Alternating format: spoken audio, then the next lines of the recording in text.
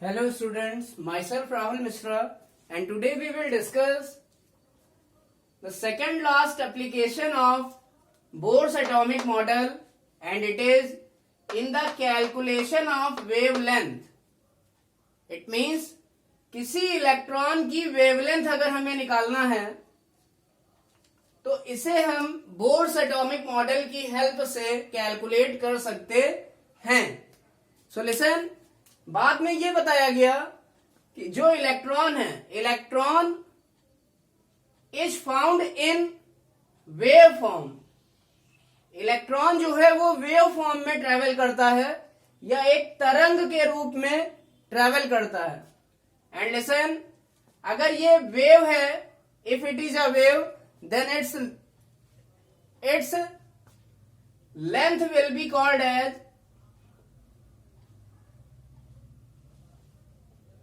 wavelength. इस wave की जो लेंथ होती है, this length will be called as wavelength, lambda. इस लेंथ को वेवलेंथ कहते हैं. This length is called as wavelength and it is represented by lambda, LAMBDA, and its symbol is this. This is the symbol of lambda. So listen, इसका मतलब क्या है कि bore atomic model में एक फॉर्मूला और दिया गया जिससे कि हम लोग किसी इलेक्ट्रॉन की वेवलेंथ को कैलकुलेट कर सकते हैं. But how we will calculate it, लेकिन हम इसको कैसे कैलकुलेट करेंगे? So listen, we all know that when any atom is taken, अगर हम किसी एटम को लें, then listen, we all know that it has definite nucleus, तो उसके पास एक definite nucleus होगा या नाभिक होगा.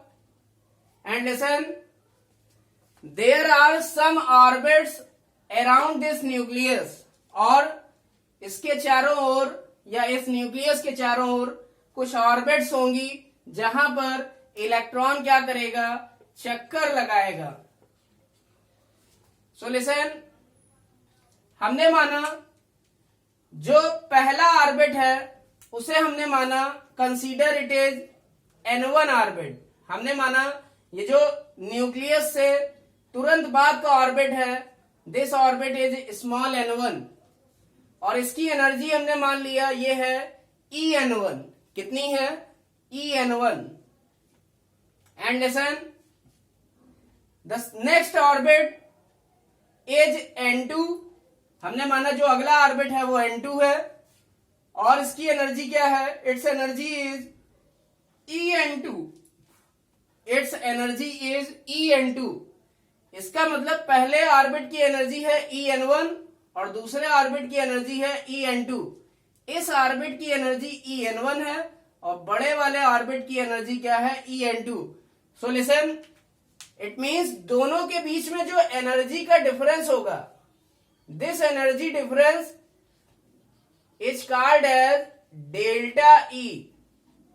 Delta, it is some like triangle. जो डेल्टा का साइन होता है वो ट्रायंगल की तरह होता है और ये चेंज को दिखाता है. It means change in energy या एनर्जी डिफरेंस को दिखाएगा. Delta E means this is the energy difference. तो यही क्या होगा, इन दोनों ऑर्बिट के बीच में एनर्जी डिफरेंस होगा. तो होता क्या है, जब कोई इलेक्ट्रॉन लोअर एनर्जी से हायर एनर्जी में आता है, जब कोई इलेक्ट्रॉन लोअर एनर्जी से हायर एनर्जी में आता है तो वो डेल्टा E अमाउंट की एनर्जी को एब्जॉर्ब करता है. तो वो उसको डेल्टा E अमाउंट की एनर्जी चाहिए ताकि वो लोअर एनर्जी ऑर्बिट से कहां आ जाए, हायर एनर्जी ऑर्बिट में. You can see this is electron and it jumps, ये कूद जाता है कहां से, लोअर एनर्जी वाले ऑर्बिट से हायर एनर्जी वाले ऑर्बिट में. लेकिन कब? जब इसको डेल्टा E अमाउंट की एनर्जी मिलेगी तब, या ये जब इलेक्ट्रॉन डेल्टा E अमाउंट की एनर्जी को एब्जॉर्ब कर लेगा या ग्रहण कर लेगा तो ये कहां पहुंच जाएगा, हायर एनर्जी ऑर्बिट में. तो जो एनर्जी डिफरेंस होगा वो क्या होगा, En2 minus En1, it means N2 level की एनर्जी माइनस N1 लेवल की energy. This is the formula of energy difference between two orbit. दो ऑर्बिट के बीच में मीन्स इस ऑर्बिट और बड़े वाले ऑर्बिट के बीच में जो एनर्जी डिफरेंस है it is delta E and it will B En2 minus En1. और हमने पढ़ रखा है पहले से, हमने पहले वीडियोज में हमने देख चुके हैं जो nth ऑर्बिट की एनर्जी का फार्मूला होता है वो क्या होता है, it is minus 2 pi square M Z E की power 4 upon N square H square. ये होता है nth ऑर्बिट में जब इलेक्ट्रॉन होता है तो उस इलेक्ट्रॉन की एनर्जी क्या होती है, उसको रिप्रेजेंट करते हैं En से और उसका फार्मूला होता है minus 2 pi square M Z E की power 4 upon N square H square. जहां पर En क्या है, nth ऑर्बिट में जो इलेक्ट्रॉन है उसकी एनर्जी, या इसी को nth ऑर्बिट की एनर्जी भी कहते हैं. m क्या है, mass of electron. z is the atomic number of the element, उस एलिमेंट का एटॉमिक नंबर जिसके इलेक्ट्रॉन की बात की जा रही है. What is small e, small e is charge on electron. Small n क्या है, nth ऑर्बिट जिसमें इलेक्ट्रॉन ट्रेवल कर रहा है. और स्मॉल h क्या है, Planck constant. So listen, it means nth orbit की एनर्जी का फार्मूला अगर हमें पता है तो अगर हम En2 निकालें तो होगा क्या, n की जगह केवल क्या कर देना पड़ेगा, N2 कर देना पड़ेगा. जहां जहां n था वहां वहां N2 कर दिया और इसकी जगह En2 की जगह हमने इतना रख दिया. अब हमने क्या किया, En1 निकालना है हमें. इसका मतलब जहां जहां n था वहां वहां क्या करना पड़ेगा, इस बार N1 कर देना पड़ेगा और दोबारा इसी फार्मूले को रीराइट करना पड़ेगा. तो En2 की जगह हमने इतना लिख दिया. तो हमने क्या देखा, जो N2 स्क्वायर है और जो N1 स्क्वायर है इसको छोड़कर बाकी का पूरा टर्म क्या है, ये कॉमन है दोनों में. बाकी का पूरा टर्म क्या है, ये कॉमन है. इसको हमने बाहर ले लिया. 2 pi square M Z square E की पावर 4 अपॉन एच स्क्वायर. तो ये पूरा टर्म कॉमन हो गया. तो अंदर बचा क्या, ध्यान से देखिए, माइनस 1 अपॉन N2 स्क्वायर और माइनस माइनस प्लस हो जाएगा तो यहां प्लस आ जाएगा 1 upon N1 square. Minus 1 upon N2 square plus 1 upon N1 square. और minus 1 upon N2 square plus 1 upon N1 square को हम लिख सकते हैं 1 upon N1 square minus 1 upon N2 square. जो पॉजिटिव वैल्यू होगी उसको हम आगे ले आएंगे और निगेटिव वाली वैल्यू को बाद में लिखेंगे. सो लिसन, जो एनर्जी डिफरेंस डेल्टा ई होता है किन्हीं दो लेवल के बीच में, एक लोअर एनर्जी लेवल है एक हायर एनर्जी लेवल है, तो उनके बीच में जाहिर सी बात है कुछ ना कुछ एनर्जी गैप होगा या एनर्जी डिफरेंस होगा. और इस डेल्टा ई का फार्मूला होता है hc अपॉन लैम्डा. और यहीं से हमको लैम्डा या इलेक्ट्रॉन की वेवलेंथ मिल जाएगी. तो डेल्टा ई की जगह हमने पुट कर दिया hc अपॉन लैम्डा और यहां से हमें वेवलेंथ की वैल्यू निकालनी है. तो हम यहां से 1 अपॉन लैम्डा की वैल्यू जब निकालेंगे तो जो hc था वो नीचे चला जाएगा और जब नीचे जाएगा hc तो ये h और h स्क्वायर मिलके h क्यूब हो जाएगा या h की पावर 3 हो जाएगा और c जो है नीचे चला आएगा. तो नीचे हमारा ओवरऑल क्या बनेगा, CH क्यूब. और ऊपर क्या था, 2 pi square M Z square E की पावर 4. तो नीचे क्या बना, 2 pi square M Z square E की पावर 4 अपॉन CH क्यूब. और ये वाली चीज क्या हो जाएगी, it will become 1 upon N1 square minus 1 upon N2 square. Positive वाला आगे आ जाएगा, निगेटिव वाला बाद में. नाउ इतनी चीज जो होती है 2 pi square M Z square E की पावर 4 अपॉन CH क्यूब, ये जो वैल्यू होती है ये कांस्टेंट वैल्यू होती है. दिस इज अ कांस्टेंट जिसको हमने यहां RH से लिखा है. This is called as Rydberg constant. इस कांस्टेंट को कहते हैं रेडबर्ग कांस्टेंट. इस कांस्टेंट को क्या कहते हैं, रेडबर्ग कांस्टेंट. क्योंकि ये इतना टर्म जो है उसमें सारे के सारे कांस्टेंट टर्म आ रहे हैं। It means mass of electron भी कांस्टेंट होता है, 9.1 into 10 to the power minus 31 kilogram, या 9.1 into 10 to the power minus 28 gram. Z जो है वो क्या है, एटॉमिक नंबर है, वो भी एक कांस्टेंट वैल्यू है। किसी एलिमेंट का एटॉमिक नंबर कभी चेंज नहीं होता, मींस कांस्टेंट। ई क्या है, चार्ज ऑन इलेक्ट्रॉन, ये भी हमेशा फिक्स है, कांस्टेंट है, 1.6 into 10 to the power minus 19 coulomb. C क्या होता है, C means speed of light, C होती है स्पीड ऑफ लाइट या प्रकाश की चाल।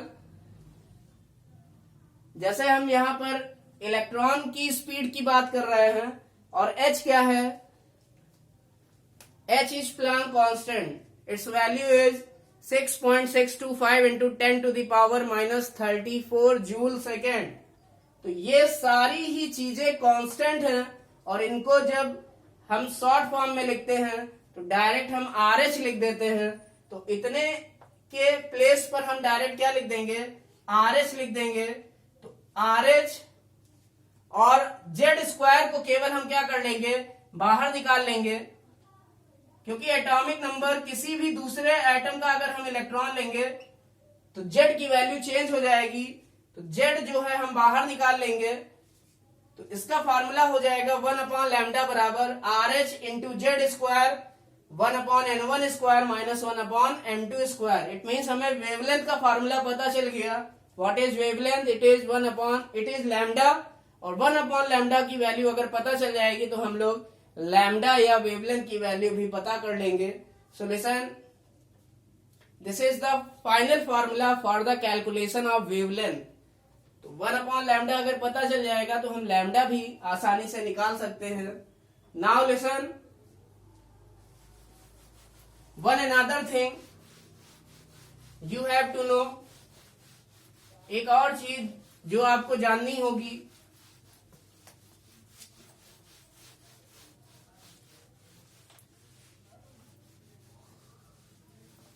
what is the value of Rydberg constant for hydrogen atom? It means अगर हम हाइड्रोजन एटम की बात करें तो हमें पता है जेड की जगह हम कितना पुट कर देंगे, 1, क्योंकि हाइड्रोजन का एटॉमिक नंबर कितना होता है, 1। और बाकी की वैल्यू जो अभी मैंने आपको बताई वो सभी पुट करके हम अगर आर एच की वैल्यू निकालें तो आर एच की वैल्यू हाइड्रोजन आइटम के लिए कितनी आती है, 109678 centimetre inverse.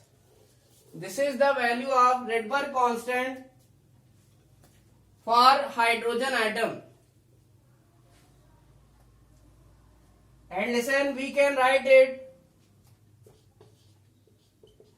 1.09678 into 10 to the power 7 metre inverse.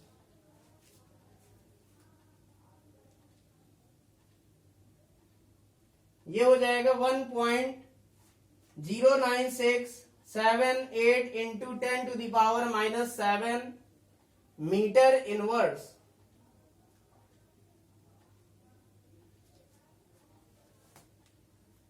इसी को और भी क्या लिख सकते हैं, R H equal to 1.09678 into 10 to the power minus 5 metre inverse. अभी हमने, इट इज सेंटीमीटर इनवर्स। अभी हमने कुछ चेंज नहीं किया, बस 5 डिजिट पीछे आके 1 2 3 4 5 5 डिजिट पीछे आके यहां पर पॉइंट लगाया और यहां पर लिख दिया 10 टू द पावर माइनस 5।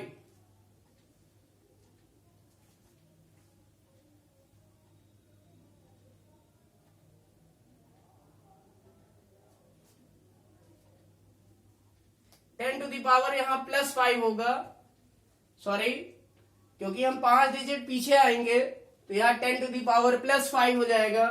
और अगर हम इसे सेंटीमीटर इनवर्स को मीटर इनवर्स में चेंज करेंगे तो सेंटीमीटर इनवर्स का मतलब 1/सेंटीमीटर, और 1 सेंटीमीटर में होता है कितना, 1/100 मीटर, 1/100 मीटर। तो ये 100 ऊपर चला जाएगा तो 100 हो जाएगा 1/मीटर, या इसी को 100 मीटर इनवर्स भी कह देंगे। इसका मतलब 1/सेंटीमीटर की जगह 100 मीटर इनवर्स लिखेंगे तो ऊपर 100 से मल्टीप्लाई हो जाएगा, तो ये 10⁵ बन जाएगी 10⁷। तो ये हो जाएगा RH means Rydberg constant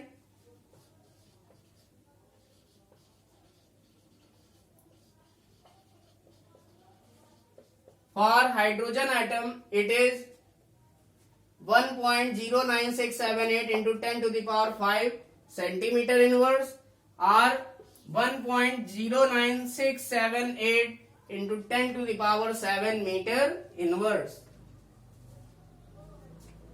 now listen,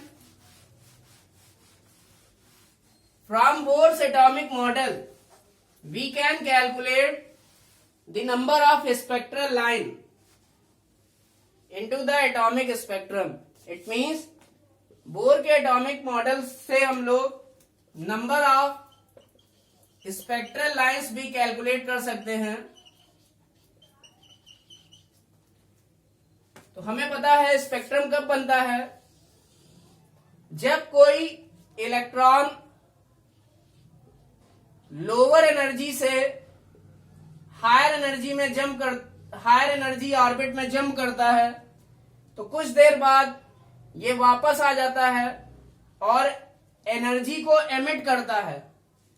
कुछ देर बाद ये अपने हायर एनर्जी लेवल से लोअर एनर्जी लेवल में वापस आ जाएगा और एनर्जी को एमिट करेगा, तो हमें एक लाइन मिलेगी। इसी तरह अगला भी इलेक्ट्रॉन क्या होता है,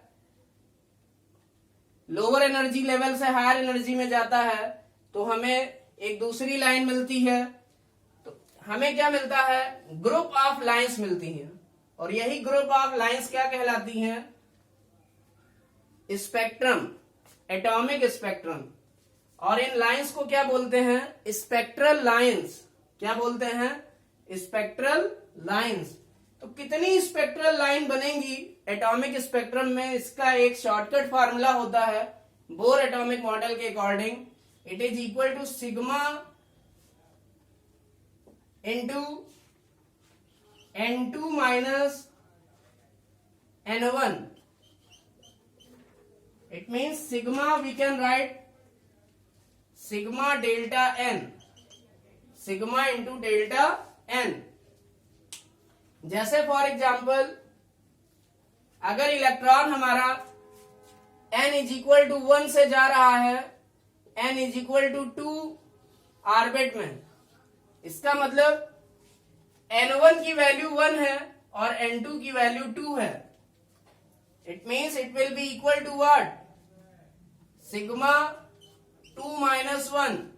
n2 की जगह 2 रख दिया, n1 की जगह 1, so it will be equal to sigma 1, और सिग्मा 1 की वैल्यू 1 आएगी। सिमिलरली नाउ अगर हमारे पास ट्रांजिशन इस बार इलेक्ट्रॉन का 1 से 2 ना होकर इस बार क्या हो रहा है, इलेक्ट्रॉन का ट्रांजिशन हो रहा है पहले से तीसरे लेवल में, पहले से तीसरे ऑर्बिट में, तो नंबर ऑफ स्पेक्ट्रल लाइन कितनी हो जाएंगी, तो sigma delta N equal to हो जाएगा sigma N2 minus N1 means 3 minus 1, so sigma 2, और सिग्मा 2 की वैल्यू क्या आएगी, 2 प्लस 1। सिग्मा 2 की वैल्यू क्या कैसे निकालेंगे, सबसे पहले वो नंबर लिखेंगे, उसके बाद उसका एक नंबर कम करके जोड़ देंगे, सो it will B 3। It means अगर पहले ऑर्बिट से तीसरे ऑर्बिट में ट्रांजिशन होता है तो कितनी स्पेक्ट्रल लाइन आती हैं, 3 स्पेक्ट्रल लाइन आएंगी।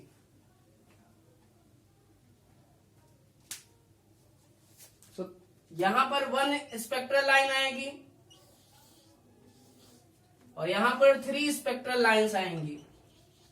There will be formation of 3 spectral lines. It means Bohr के एटॉमिक मॉडल से हम लोग किसी भी एटम के एटॉमिक स्पेक्ट्रम में कितनी स्पेक्ट्रल लाइंस आती हैं उनकी संख्या या उनका नंबर बता सकते हैं।